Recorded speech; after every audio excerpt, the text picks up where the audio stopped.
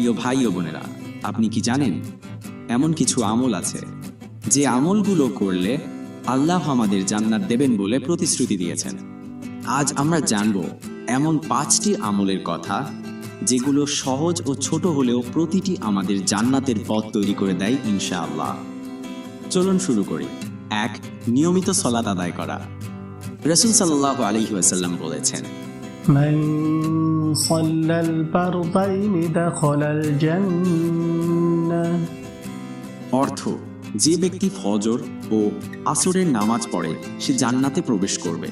যে ব্যক্তি সততার সঙ্গে 5 ওয়াক্ত নামাজ আদায় করে তার জন্য জান্নাত অবধারিত। নামাজ শুধু ফরজ নয়, এটি জান্নাতের টিকিট। 2. গোপনে দান করা।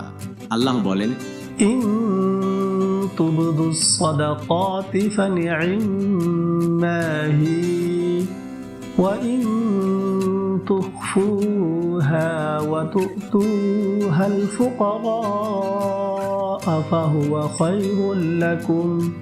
অর্থ, তোমরা যদি দান প্রকাশ্যে করো তবে তা উত্তম, আর যদি গোপনে করো এবং গরিবদের দাও তবে তা তোমাদের জন্য আরও উত্তম। যারা গোপনে ও প্রকাশ্যে দান করে তাদের জন্য জান্নাত রয়েছে। লোক দেখানো দান নয়, গোপনে একমাত্র আল্লাহর সন্তুষ্টির জন্য। 3. রাগ নিয়ন্ত্রণ করা। রাসূল সাল্লাল্লাহু আলাইহি ওয়াসাল্লাম বলেছেন, ليس الشديد بالسرعة إنما الشديد الذي يملك نفسه عند الغضب। অর্থ, ওই ব্যক্তি বীর নয় যে রাগের সময় নিজেকে নিয়ন্ত্রণ করতে পারে না, বরং বীর সে ব্যক্তি যে রাগের সময় নিজেকে নিয়ন্ত্রণ করতে পারে। সবচেয়ে শক্তিশালী সে ব্যক্তি যে রাগের সময় নিজেকে নিয়ন্ত্রণ করতে পারে। রাগের সময় চুপ থাকা, ক্ষমা করা, এগুলোও জান্নাতের পথ। 4. কুরআন তেলাওয়াত ও বুঝে আমল করা। আল্লাহ বলেন, الذين آتيناهم الكتاب يتلونه حق تلاوته أولئك يؤمنون به। অর্থ, যারা কিতাব পেয়েছে তারা তা যথাযথভাবে তেলাওয়াত করে তারাই প্রকৃত ঈমানদার।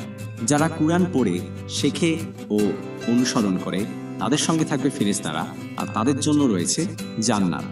5. হালাল রিজিক উপার্জন করা। রাসূল সাল্লাল্লাহু আলাইহি সাল্লাম বলেছেন, طلب الكسب الحلال فريضة بعد الفريضة। অর্থ, হালাল রিজিকের চেষ্টা ফরজ, ইবাদতের পরে আরেকটি ফরজ। হালাল রিজিক কামানো ইবাদত। হারাম আয় যে কোনো ভালো আমল নষ্ট করে দেয়। প্রিয় দর্শক, এই 5টি আমল ছোট মনে হলেও প্রতিটির পেছনে রয়েছে জান্নাতের দরজা। আপনি যদি চান কেউ আপনার মাধ্যমে জান্নাতের রাস্তা পেয়ে যাবে, তাহলে ভিডিওটি শেয়ার করুন।